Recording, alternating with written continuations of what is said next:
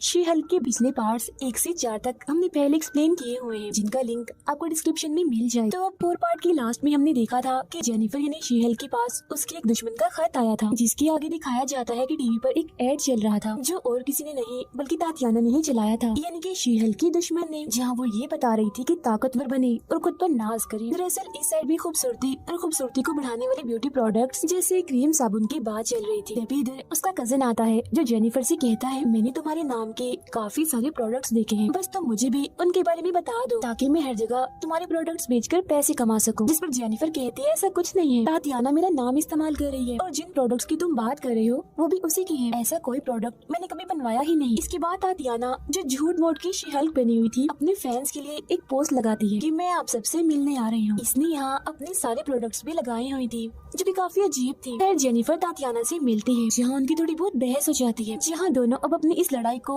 Court तक ले जाने की बात करती है। इसके बाद हम देखते हैं जेनिफर की उस दोस्त को जिसका उसने केस लड़ा था। वो आता है जेनिफर की साथी के पास और उसे कहता है, मेरे साथ शॉपिंग पर चलोगी? इस पर वो कहती है, शॉपिंग तुम करोगी, बदले में मुझे क्या मिलेगा? इसके जवाब में वो कहता है, मैं एक ऐसे डिजाइनर को जानता हूँ जो लड़कियों के फैशन की चीजें कहीं से भी ढूंढ के ला सकता है, तो बोलो तुम्हें क्या चाहिए? जो सुनकर जेनिफर की दोस्त को ख्याल आता है कि क्यों ना हम उससे जेनिफर के नए कपड़े ही बनवा लें। जिसके बाद ये दोनों उस डिजाइनर के काम करने वाली जगह पर पहुंच जाते हैं। वहाँ एक आदमी इनसे पूछताछ करता है क्योंकि उसे लग रहा था कि ये पुलिस वाले हैं, मगर जब उसे तसल्ली हो जाती है तो वो उन्हें अपनी खुफिया जगह पर लेकर जाता है, जहाँ उन्हें हर तरह के कपड़े मिल सकते हैं। मगर जब भी लोग वहाँ आते हैं तो जेनिफर की दोस्त को काफी गुस्सा आ जाता है। वो कहती है, तुम हमें पागल बना रहे हो, यहाँ तो अवेंजर्स सुपर हीरो से जुड़ी कोई भी चीज, कोई भी कपड़ा नहीं पड़ा। जिस लड़की के लिए मैं कपड़े बनवाने आई हूँ उसमें सुपर पावर्स है, सच में इस सबसे उसका कुछ नहीं होने वाला। जिसके बाद अब आखिरकार ये उस डिजाइनर के पास जाने ही लगते हैं जो सुपर हीरोज के कपड़े और उनसे जुड़ी हर चीज बनाया करता था। जब ये लोग लिफ्ट के जरिए उसके पास जा रही थी तो वो इनसे पूछता है, तुम यहाँ किसके लिए कपड़े बनवाने आई हो? जिस पर जेनिफर की दोस्त कहती है, शी हल्क के लिए,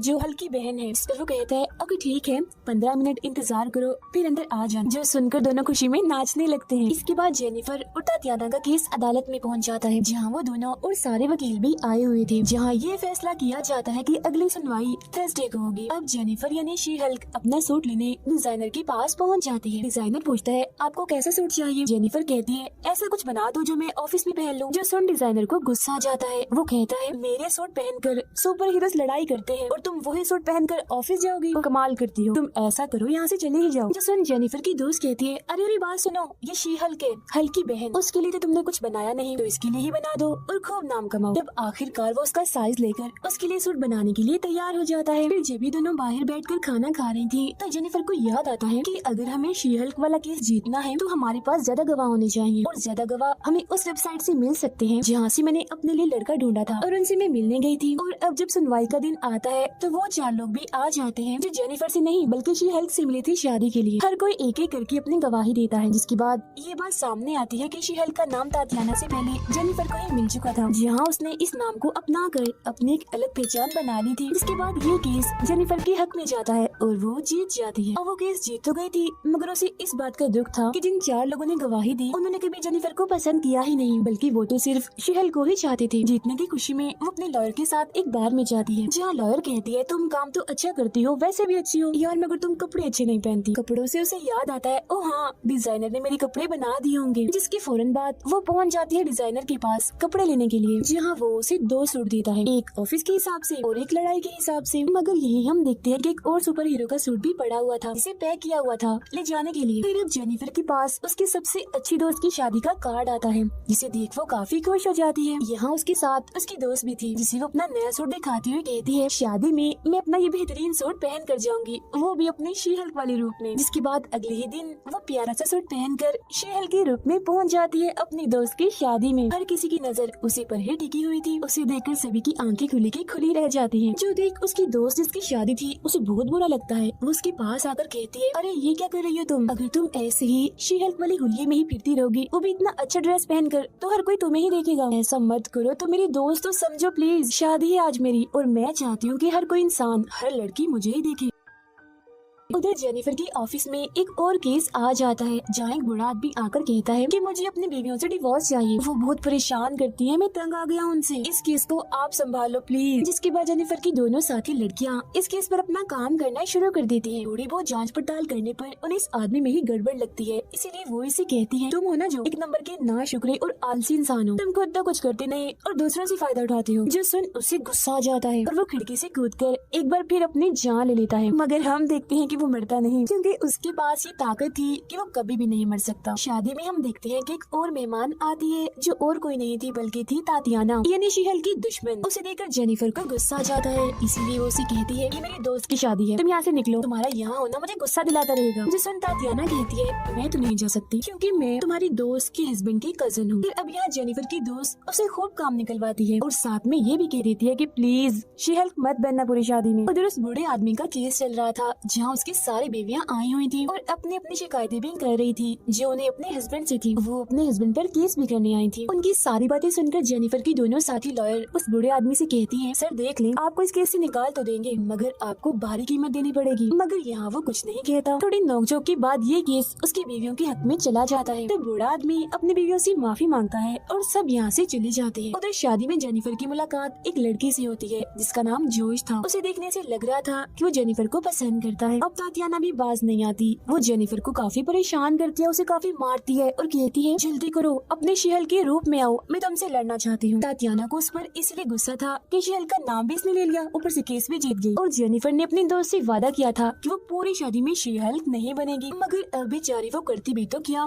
उसे मार पड़ रही थी, इसीलिए उसे अपने शीहल वाले रूप में आना ही पड़ता है। इस रूप में आते ही उसकी सारी ताकतें भी आ गई थी। वो जोर से टांग मार कर जमीन को तोड़ देती है और तातियाना को भी उठाकर काफी दूर फेंकी मारती है। जिसके बाद कूद की आती है तातियाना के पास और एक के बाद एक करके उस पे काफी वार करती है, उसे बहुत मुक्के मारती है और दिमाग उसका ठिकाने पर ले आती है। उधर जेनिफर के दोनों साथी लॉयर्स को पता चलता है कि एक वेबसाइट पर लोग जेनिफर को मारने की बात कर रहे हैं, जिस मकसद के लिए लैब में एक मोटा सा इंजेक्शन तैयार किया जा रहा था जो शीहल के जिस्म में छेद कर सकता है। अब हम जेनिफर को देखते हैं जो तैयार हो रही थी क्योंकि उसके पास जोश जिससे वो शादी में मिली थी उसका मैसेज आ रहा था कि मैं तुम्हें लेने आ रहा हूँ। वो जोश की वजह से काफी खुश थी कि मुझे कोई तो ऐसा मिला जो मेरे शीहल वाले नहीं बल्कि मेरे इंसानी रूप को पसंद करता है, यानी जेनिफर वाले रूप को। वो हर वक्त उसके बारे में ही सोचने लगती है। वो लोग बातें भी करते हैं, मिलते भी हैं, साथ रहते भी हैं और अब जेनिफर को उससे प्यार हो जाता है। एक साथ रात गुजारने के बाद जब अगली सुबह जेनिफर ऑफिस जाती है तो वो काफी उदास थी, उसका दिल ही नहीं लग रहा था क्योंकि वो जोश को याद कर रही थी और साथ ही उसके मैसेज का इंतजार भी, क्योंकि रात से अब तक उसका कोई मैसेज नहीं आता और तो पूरा एक दिन गुजर गया था मगर फिर भी मैसेज नहीं आता। बार बार वो फोन चेक करती है मगर कोई मैसेज नहीं आया था और फिर तभी उसके पास एक ऑफिसर का फोन आता है जो बताता है कि एमिल यानी अबोमिनेशन की जो डिवाइस थी उसमें कोई खराबी हो गई है। पुलिस तो संडे की वजह से वहाँ जाएगी नहीं, तो क्यों ना हम दोनों वहाँ जाकर चेक करें कि क्या सच में उसने कोई असूल तोड़ा है कि उसकी डिवाइस में कोई खराबी आ गई है। अब जोश की वजह से वो जाना तो नहीं चाहती थी मगर ये उसका काम था तो उसे जाना ही पड़ता है। और अगले ही दिन वो और ऑफिसर एमिल के घर पहुँच जाते हैं मगर जब ये एमिल की डिवाइस चेक करते हैं तो उन्हें कोई खास जानकारी नहीं मिलती। तब एमिल भी उन्हें बताता है कि छोटा सा करंट था, आपको लगा होगा कि मैं यहाँ से भाग गया हूँ, नहीं नहीं ऐसा कुछ नहीं है, मैं यही हूँ। उसकी ये बात सुनकर ऑफिसर को यकीन आ जाता है और वो यहाँ से निकल जाता है। जिसके बाद एमिल और जेनिफर आपस में बातें करने लगते हैं। वो उसे कहती है कि कोई भी असूल कभी मत तोड़ना क्योंकि अगर तुमने ऐसा किया तो जहाँ से आई हो मतलब कि जेल से वापस वहीं डाल दिए जाओगी। अब तभी यहाँ दो अनजान सुपर हीरोज के बीच लड़ाई छिड़ जाती है और वो जेनिफर की गाड़ी पे आके गिरते हैं जिससे उसे गुस्सा आ जाता है और वो उनमें से एक को उठाकर फेंक देती है। मगर जब अपनी गाड़ी की हालत देखती है तो दंग रह जाती है क्योंकि गाड़ी का तो बुरा हाल हो गया था। तब यहाँ एमिल आकर कहता है हाँ ये मेरे ही लोग हैं जिस सुकून की तलाश में इधर आए हैं जो इन्हें मिलेगा भी, और क्योंकि तुम्हारी गाड़ी भी खराब है तो जब तक ठीक नहीं हो जाती तुम भी यहीं रहो। जिसके बाद वो दोनों बातें करने लगते हैं। जिस दौरान जेनिफर की नजर बस अपने मोबाइल पर ही थी। वो तो बस नेटवर्क की तलाश में थी मगर हर जगह no service no service no service आ रहा था, नेटवर्क का तो नामो निशान तक नहीं था। और फिर एक छोटे से केबिन में उसे सिग्नल मिल ही जाता है मगर यहाँ एमिल और उसके साथी बैठे हुए थे और क्योंकि यहाँ सिग्नल मिल गए थे तो उसे यहाँ पर बैठना ही पड़ता है। मगर तभी वहाँ वो गुंडा आ जाता है जिसने एक बार जेनिफर पर जानलेवा हमला किया था, जिसे देखकर उसे गुस्सा आ जाता है और वो अपने शीहल वाले रूप में आकर उस पर हमला कर देती है, उठाकर उसे काफी दूर फेंकती है। जो देख एमिल कहता है ओ रुक जाओ शांत हो जाओ, इस जगह पर कोई भी अपनी सुपर पावर्स का इस्तेमाल नहीं करता, कोई भी नहीं लड़ता, हम सुकून की शांति की तलाश में यहाँ बैठे हुए हैं तो यहाँ लड़ो मत, सुकून से बैठो। जिसके बाद वो लोग यहाँ अपनी अपनी बातें करने लगते हैं, मतलब कि जो गुस्सा नाराजगी उनके दिल में होती है सब बताते हैं। और फिर बारी आती है शीहल की, जहाँ दो लोग उससे पूछते हैं तुम इतनी परेशान परेशान क्यों लग रही हो और बार बार अपना मोबाइल क्यों देख रही हो? तब यहाँ जेनिफर अपने दिल की बात बताती है कि काफी टाइम से जब मैं अपने शी-हल्क वाले रूप में आया करती थी तो हर कोई मेरे पास आकर मुझसे बात किया करता था। सबके लिए मैं एक जरूरी इंसान बन गई थी, लेकिन फिर जैसे ही मैं जेनिफर के रूप में आती हूँ तो कोई मुझे पसंद ही नहीं करता। मगर जोश एक अकेला ऐसा लड़का था जिसने मुझे मेरे इंसानी जेनिफर वाले रूप में भी पसंद किया। हमने खूब बातें की, हम घूमने गए, रातें गुजारी, बहुत अच्छा लगा। मगर अब 2 दिन हो गए हैं, मैं उसे मैसेजेस पे मैसेजेस किए जा रही हूँ मगर वो जवाब दे ही नहीं रहा। जो सुन सब लोग उस पर हंसने लगते हैं, कहते हैं अरे तुम्हें थोड़ा सख्त बनना चाहिए, इतनी जल्दी खुद को पिघलने नहीं देना चाहिए। अगर उसका जवाब नहीं आ रहा तो तुम भी उसे मैसेज मत करो, बल्कि हमारी मानो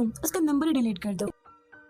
जिसके बाद हर कोई इस बात पर जोर दे रहा था कि अगर तुम उससे बदला लेना चाहती हो तो उसे जान से मार दो। जैसन एकदम एमिल कहते हैं गाइस चुप शांत हो जाओ, हमें किसी से बदला नहीं लेना। उनकी बातें सुनकर जेनिफर की हौसला अफजाई हो जाती है और क्योंकि उसने सारी बात भी सामने रख दी थी तो उसका मन भी हल्का हो जाता है और वो शी-हल्क से अपने जेनिफर वाले रूप में आ जाती है और ये सोचने लगती है कि शायद उसे भूल जाने में ही भलाई है। अब पूरा संडे एमिल के घर पर गुजारने के बाद उसका वापस जाने का वक्त आ गया था, जहाँ वो अपनी गाड़ी को ट्रक पर डालकर वहाँ से निकल पड़ती है। उसे देखने से ऐसा लग रहा था कि अपने इंसानी और शी-हल्क वाले रूप से थोड़ा सा बाहर आकर वो पुरसुकून सा महसूस कर रही थी। उसके चेहरे पर अलग ही खुशी थी। मगर अब यहीं से हम 3 दिन पहले का सीन देखते हैं। इन्हें जिस तरह जेनिफर जोश के साथ थी, जब जेनिफर सो रही थी तो जोश ने उसके मोबाइल का सारा डेटा कॉपी कर लिया था, साथ ही उसकी तस्वीर भी खींचकर किसी को भेज दी थी। जिसे तस्वीर सेंड की थी उसका नाम था हल्की, जो वो इंसान हो सकता है जो वेबसाइट पर जेनिफर को मारने की बात कर रहा था। फिर अब हम एक जगह पर 2 चोरों को चोरी करता हुआ देखते हैं, मगर फिर तभी इधर एक फनी सुपर हीरो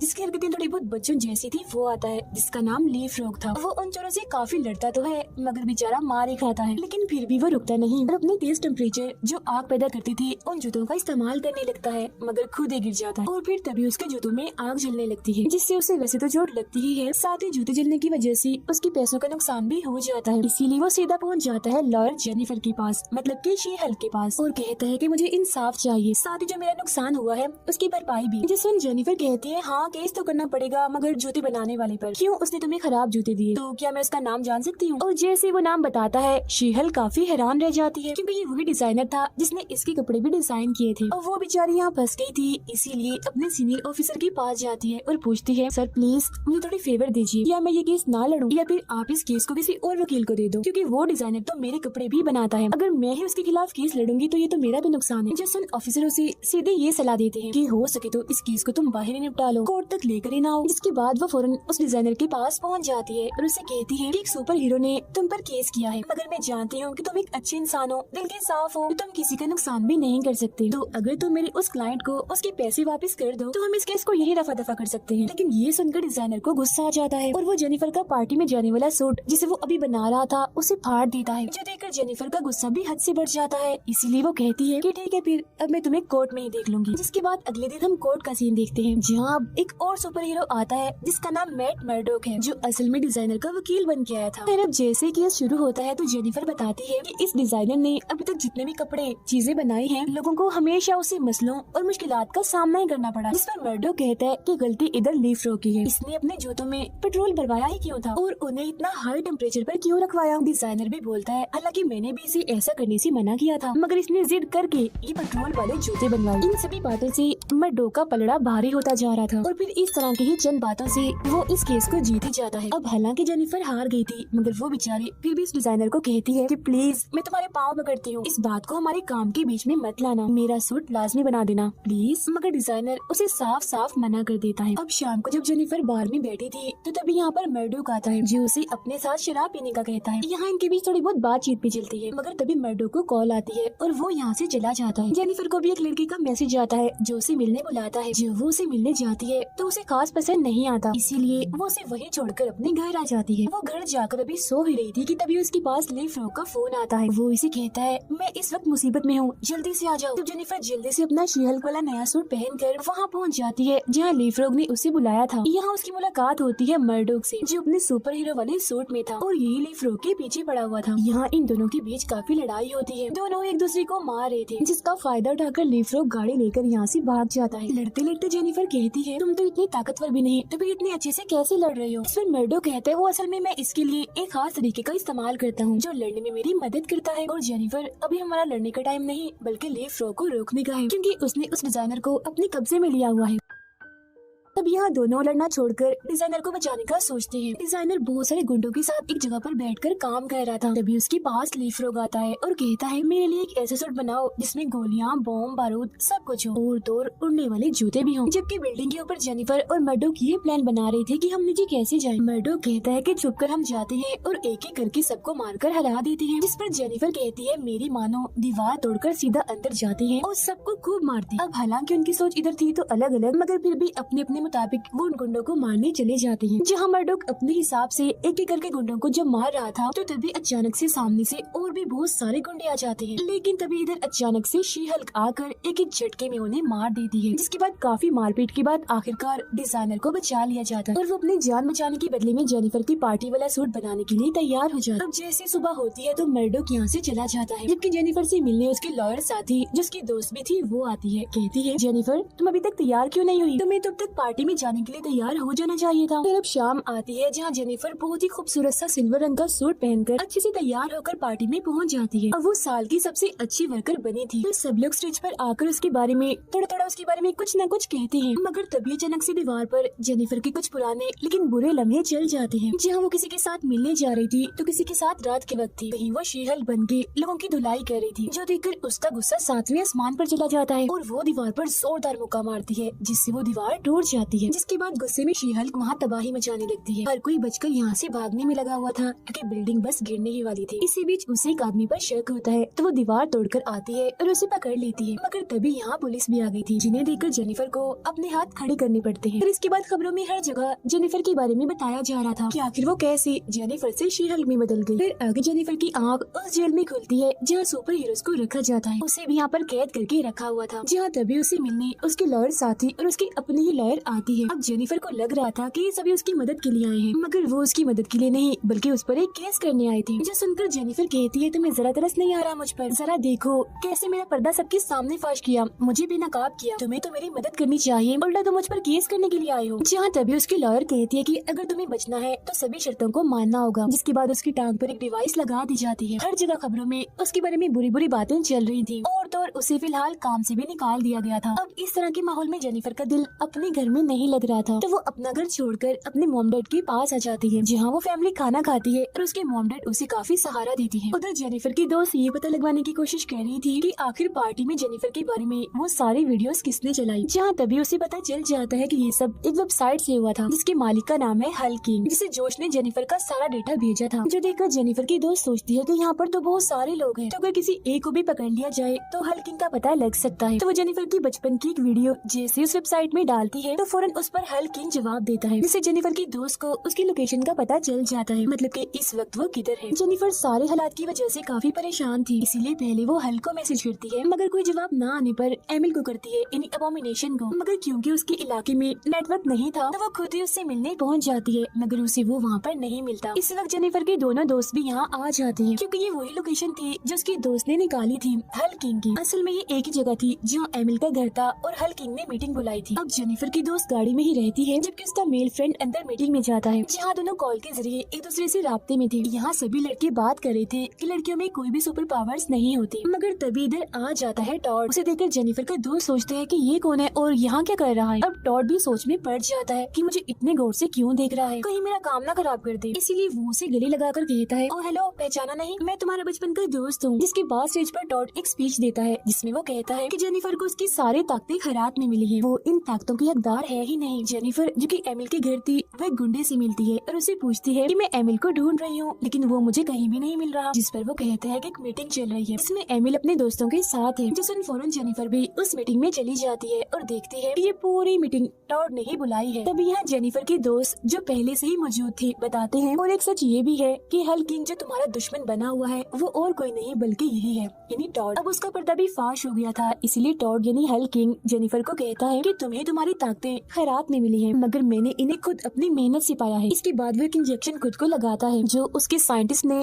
कड़ी मेहनत के बाद बनाया था। इंजेक्शन लगते ही वो भी हल्क में बदलने लगता है और आ जाता है अपने हल्क किंग वाले रूप में। अब सारे सूरत-ए-हाल कंट्रोल से बाहर थी ही कि तभी इधर तातियाना भी पहुंच जाती है। हर तरफ अफरा तफरी गुस्से का माहौल था, मगर तभी यहाँ आ जाता है हमारा सुपर हीरो हल्क यानी ब्रूस बैनर। उसकी और हल्क किंग के दरमियान लड़ाई होने ही वाली थी कि तभी जेनिफर बोलती है, रुक जाओ, ये क्या है, तंग आ गई हूँ मैं। कहानी में क्या इस तरह की ही लड़ाई बार बार दिखाई जाएगी। जिसके बाद वो सीधा पहुंच जाती है मार्वल की दुनिया में, जहाँ सब लोग बैठे इस बारे में मीटिंग कर रहे थे कि शी हल्क में और कौन कौन सी तब्दीलियाँ करें और किसे लाएं और किसे हटाएं। मगर तभी इधर आ जाती है शी हल्क और कहती है ये कहानी किसने लिखी, मुझे जरा भी पसंद नहीं आई। हर बार एक ही जैसी लड़ाई, एक ही जैसी एंडिंग। जिस पर टीम कहती है अगर तुम्हें कोई तब्दीली करवानी है, रुकवानी है, तो उसके पास चली जाओ जिसने ये कहानी लिखी है, जो एक मशीन है। तब जैसे ही शी हल्क वहाँ से जाने लगती है तो कुछ गार्ड आकर उसे रोकने की कोशिश करते हैं, तो वो उन्हें काफी मारपीट करके आगे बढ़ जाती है। वो एक काफी बड़े हॉल में जाती है जहाँ सभी मार्वल की मूवीज चल रही थी, और फिर तभी वो मशीन नीचे आती है जिसने ये मूवी बनाई। वो बताती है कि सभी मार्वल्स की मूवीज मैंने ही बनाई है और शी हल्क भी। जिस पर जेनिफर बोलती है मगर शी हल्क में मुझे कुछ तब्दीलियाँ करनी है। सबसे पहले तो टॉड को वो इंजेक्शन लगाने से रोक दो, ब्रूस जो यहाँ आ गया है उसे वापस भेज दो, और एमी यानी अबॉमिनेशन को दोबारा से पुलिस के हवाले कर दो, और अगर रात का सीन है तो इसे दिन का बना दो। और हाँ, एक काम और कीजिएगा, ऐसा करो कि मर्डो को भी वापस डाल दो। सारी तब्दीलियाँ मैंने बता दी हैं, तो अब क्या मैं यहाँ से जा सकती हूँ? तो मशीन कहती है अच्छा हो जाएंगी तब्दीलियाँ, मगर अब किसी असली इंसानी रूप में ही वापस जाना, न कि शी हल्क के रूप में। फिर अब अगले ही पल सारे सीन बदल जाते हैं। तो वक्त आ जाता है दिन का, जहाँ टॉड और एमिल को पुलिस पकड़ कर ले जाती है, क्योंकि दोनों ने ही अपने अपने असूल तोड़े थे। तभी इधर मर्डोक भी आ जाता है, इसे जेनिफर ने ही बुलवाया था। खाना खाने के बाद हम देखते हैं कि हल्क भी वापस यहाँ आ गया था, मगर वो अकेला नहीं था, उसके साथ उसका बेटा भी था। अब जेनिफर को दोबारा से इज्जत दी जाती है और वो दोबारा से अपने काम पर आ जाती है। वो अब उन केसेस पर भी काम करेगी जहाँ कानून नहीं है, लेकिन शी हल्क वहाँ अपना कानून चलाएगी। अब एमिल से जेल में मिलने वोंग आता है और उसे अपने साथ ले जाता है, मतलब कि दोनों यहाँ से भाग जाते हैं, और इसी के साथ ही ये सीरीज इधर ही खत्म हो जाती है।